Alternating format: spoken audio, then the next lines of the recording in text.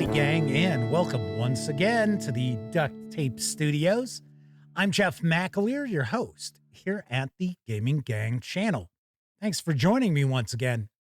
Earlier today, I had the pleasure of talking with Shanna Germain and Sean K. Reynolds about the new Numenera crowdfunding project, as well as the upcoming Cypher, and pretty much all things Monte Cook Games. We'll mention video's a little choppy. It was a Zoom meeting, so not much I can do about that, but the audio's fine. So why not kick back and give a listen to my interview with Shanna Germain and Sean K. Reynolds. Welcome, gang, and today I have the distinct pleasure of speaking with both Shanna Germain and Sean K. Reynolds of Monte Cook Games. And we're mainly going to talk about a little game that's over on BackerKit. It's made a few dollars so far since the launch. And yes, I'm talking about the new edition of Numenera. So first of all, welcome to you both. I have not had an opportunity to chat with you prior. So thanks for joining me. Thanks for inviting us, Jeff. Thanks for having us. Well, the check cleared. What can I tell you? Thank goodness. So first of all, let's talk a little bit about the new edition of Numenera. It is it's brought in almost $500,000 last I took a peek. It's still got 25 days to go over on BackerKit. So congrats. Yeah, we're very happy. So if people aren't familiar with Numenera, how would you pitch it to a role-playing game master or player? I'll point at Shanna to start that. I was going to make you start it. Too bad. Sean, you take the first one. All right.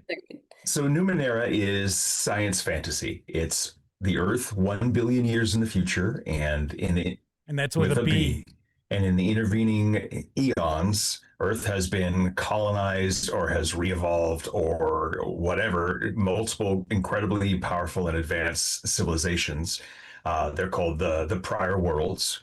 And over time, they left. They were wiped out in some sort of interstellar war. They went off planet to colonize other places. They evolved into energy beings. Who knows what happened? And now the current world, what the people call the ninth world, is inhabited by humans very much like us. And the remnants of all this old technology are just scattered around in tiny pieces and giant buildings and crashed spaceships or that sort of thing.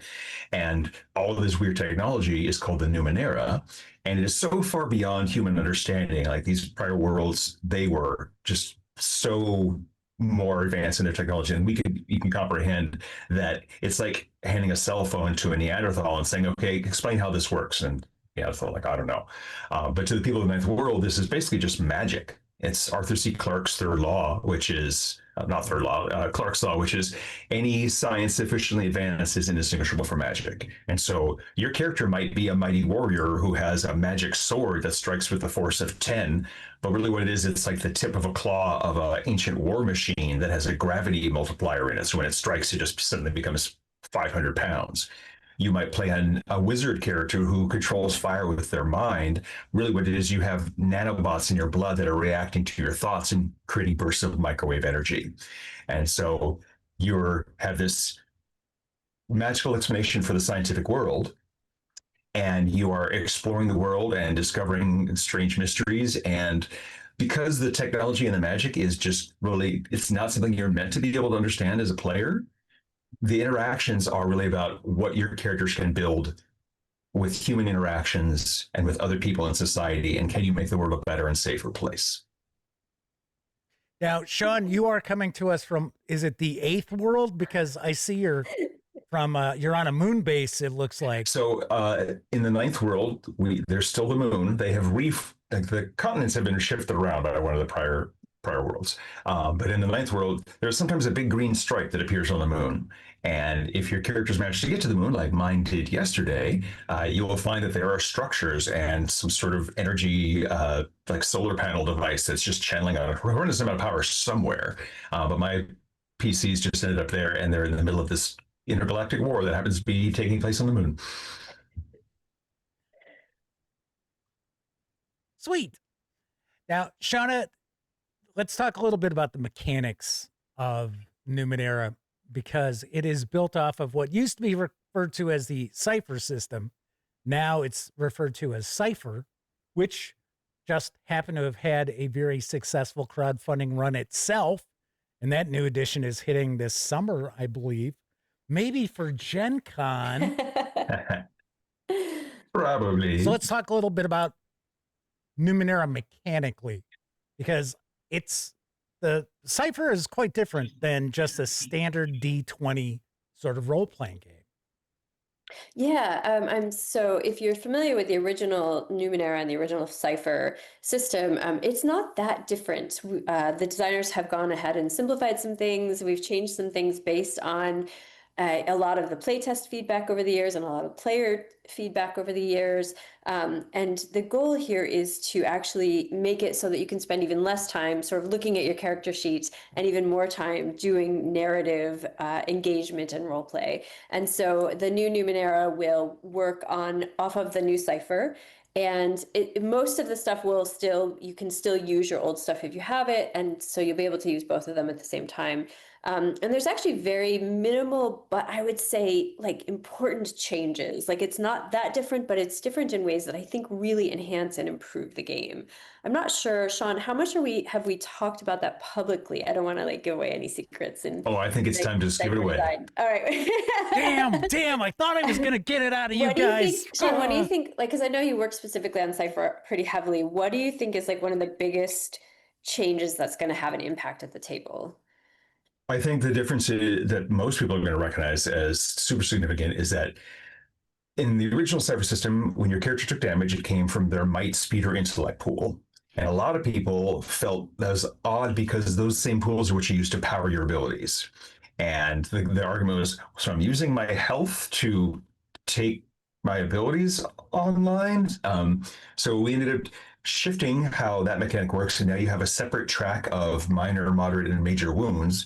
And for the most part, attacks don't go to your pools at all. And so it means that you can pretty much use your pools just to activate your abilities.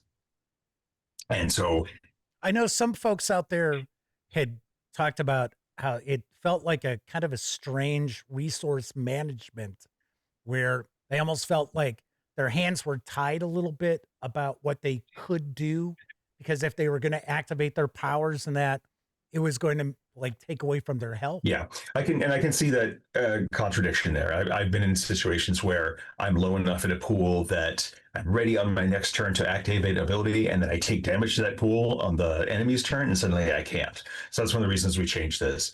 And it was really fun to watch one of our playtesters who had never played the original Cypher before.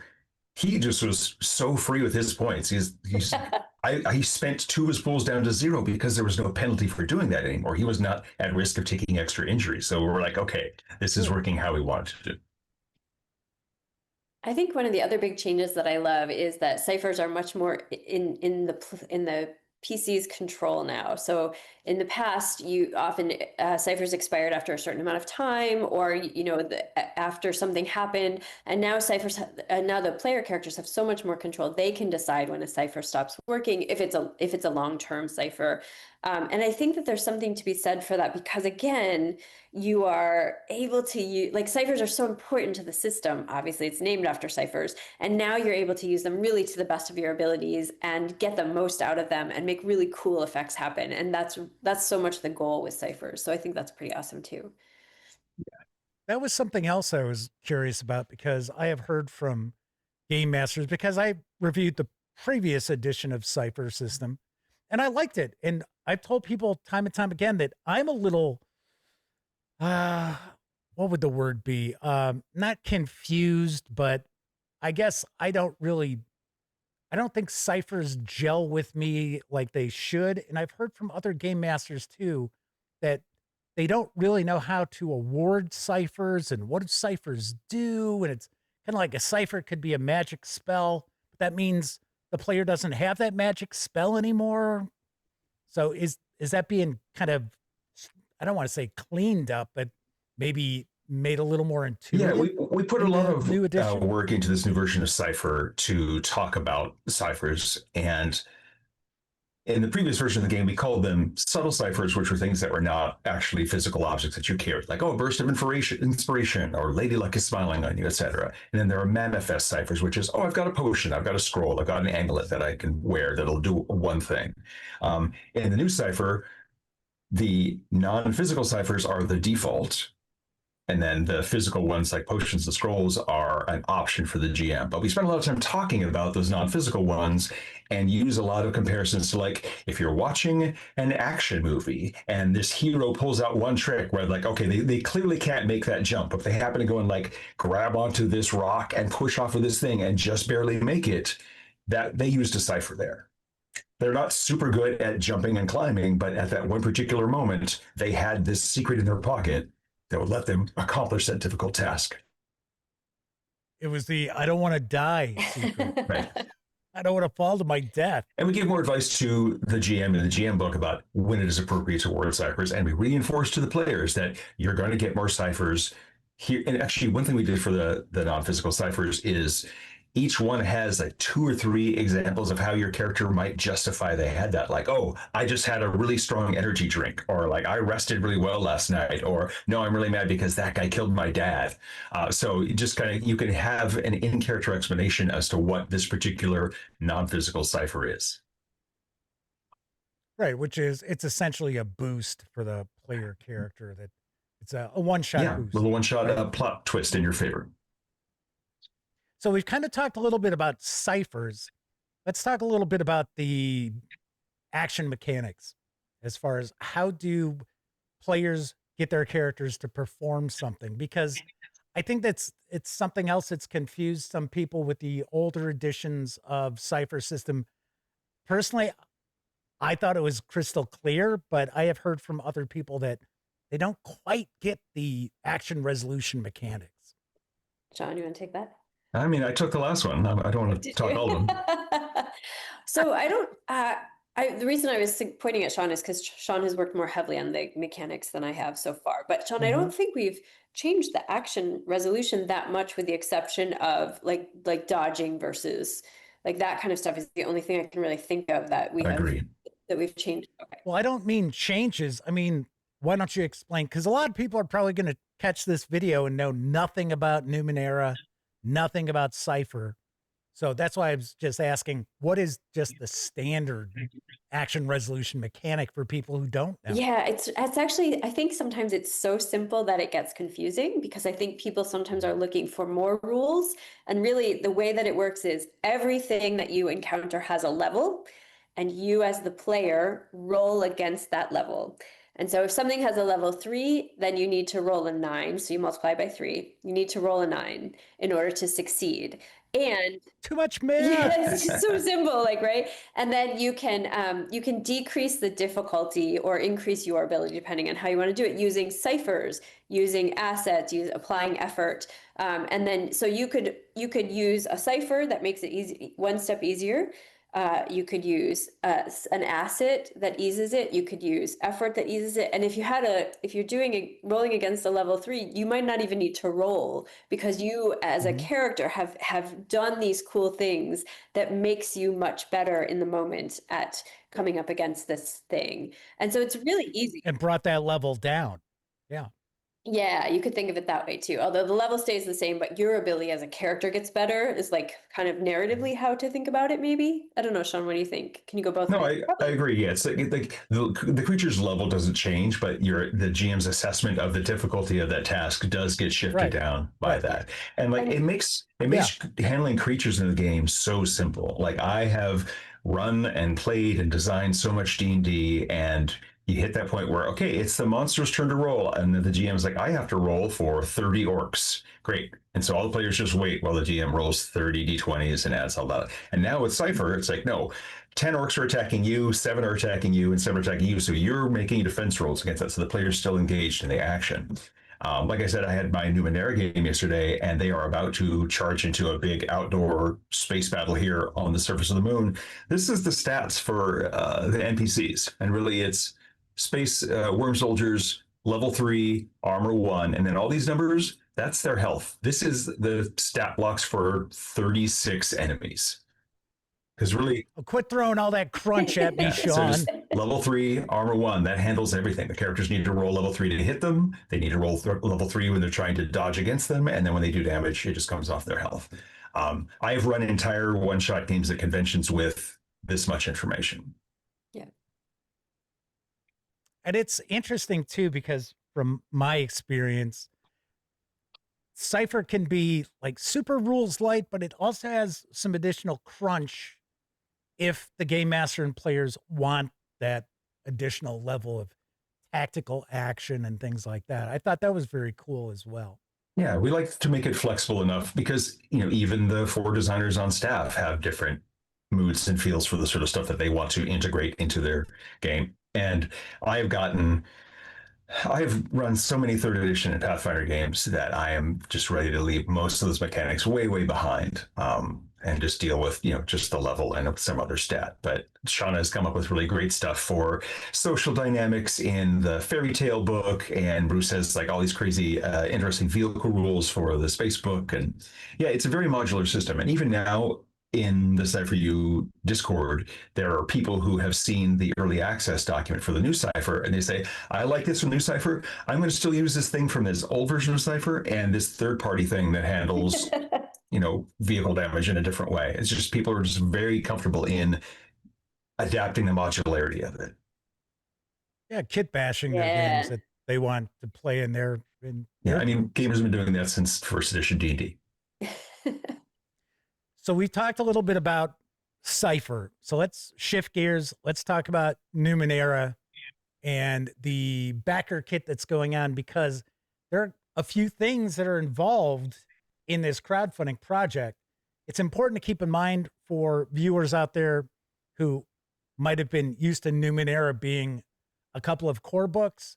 It is now going to be a supplement. You will need to have the core Cypher book in order to utilize it. But let's talk about some of the items that are part of this crowdfunding project. Yeah, so one of the things that I love about this team is that as we begin a crowdfunding project, we get to like sit around in a room and be like, I want to make this, I want to make this, I want to make this. Unfortunately, we haven't hit the stretch goal for the thing that I'm the most excited about, so I can't talk about it yet. But my fingers are crossed. But some of the cool things that we're doing this time that I think are really neat is the whole crowdfund is based around the Amber Archives, which is this really cool place that has been mentioned in the past, but that we haven't explored.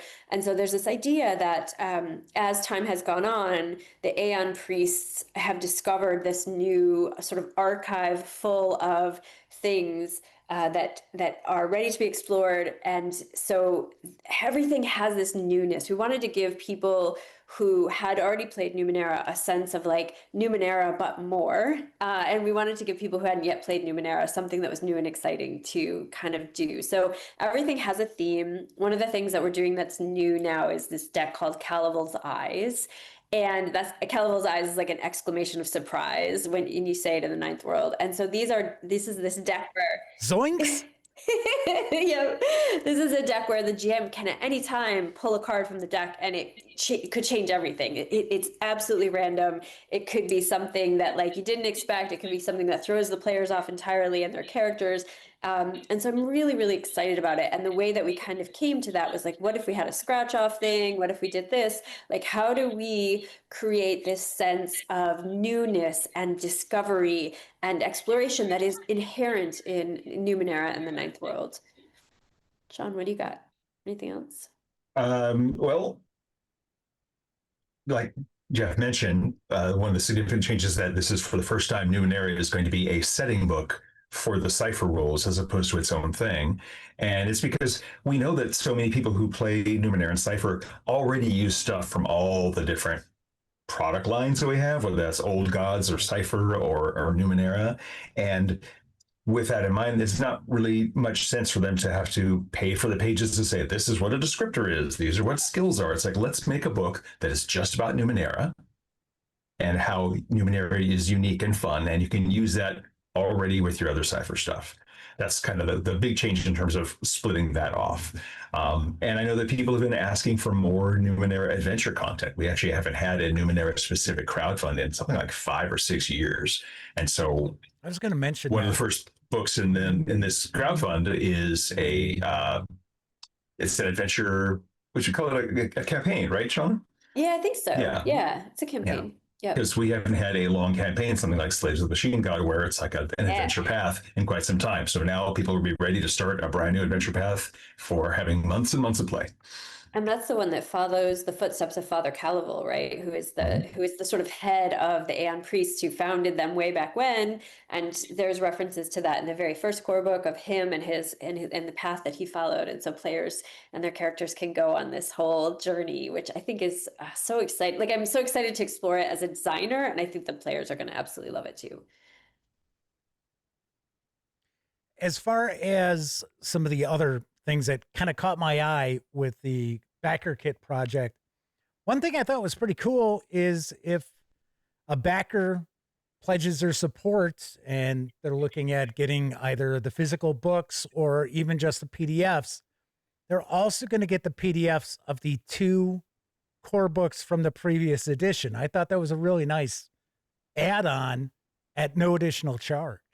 Yeah, I think the reason for that is that so once the BackerKit closes, we can fulfill those PDFs. And so somebody who's new to Numenera can just start reading 600 pages of Numenera stuff right away. And then when they can get their hands on the new book, they are ready to play the new Numenera with the new Cypher. And some of the backer levels also include dozens of existing Numenera products in PDF. Like some of those, like here's 20 more PDFs at no charge to you. We have written a lot of Numenera stuff.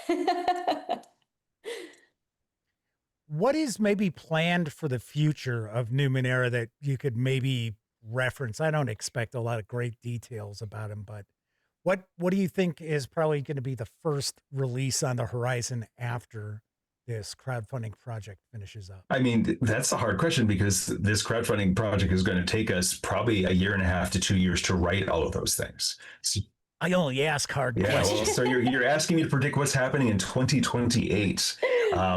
So I say that we'll all be living on the moon, and well, you're already there. Right. Pave the way for us, Sean. I will. I'll be up here designing in my moon base. I was just kind of curious if it's probably going to be more adventure releases, or if it's going to be more supplementary material that expands upon the Ninth World. I was just kind of curious. Well, we have a whole bunch of things. I wasn't expecting great detail. We have a whole bunch of things that we want to make for stretch goals. So if we hit all of those things, I think we're going to be busy for a very long time. I will say that what I can say is that we have some things that people have been asking for for a long time, which like I said, I'm very excited about, but we kind of can't reveal until we hit that space. Sure, of course, because you haven't hit the but keep an eye on the stretch goals, because I want to make them. Other question I've got with Gen Con, now the badges are on sale for Gen Con. Any plans of running any of the new Numenera at this upcoming Gen Con?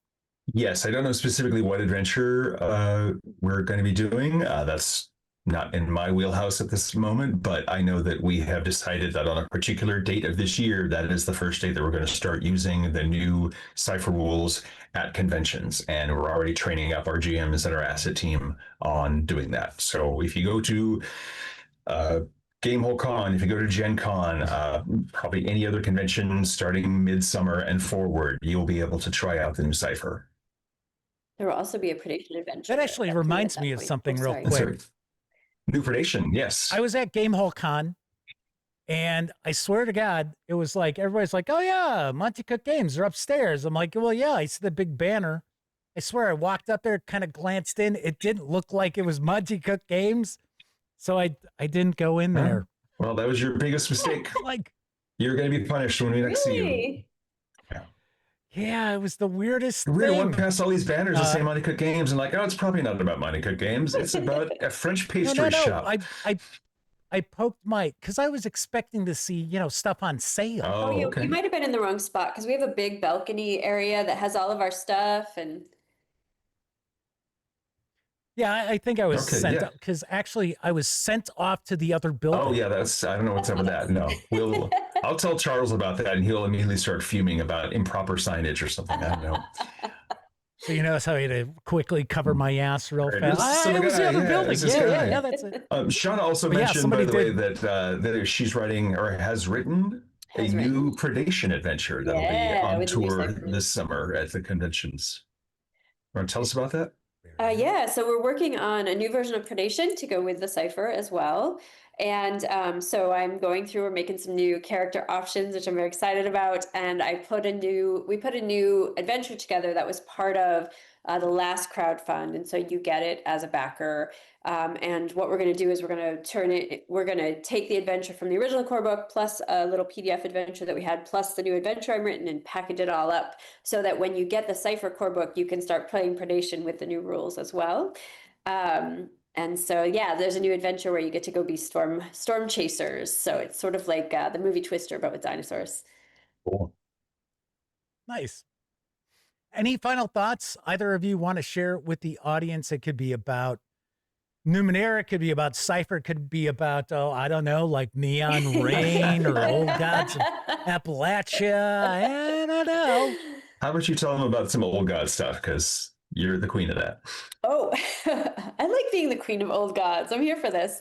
So the last book in the Old Gods, in the last Old Gods crowdfunder is all finished, and we're putting the very, very, very final touches on that. And in addition, a bunch of other stuff, and we're doing all the like cool little things. Like we have this really great recipe collection, all these recipes from people in Appalachia, usually passed down from their families, and a little story about where it came from. And so you get all the recipes.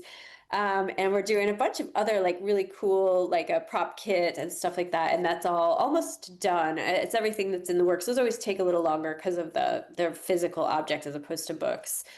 So yeah, those are all going to be out here pretty soon, and that's exciting because I feel like I was working on Old Gods for like 4 years in a row, and it's a little bit like oof because I'm done now at least for the time being. So yeah, I can't wait to see that last book come out and hold it in my hand.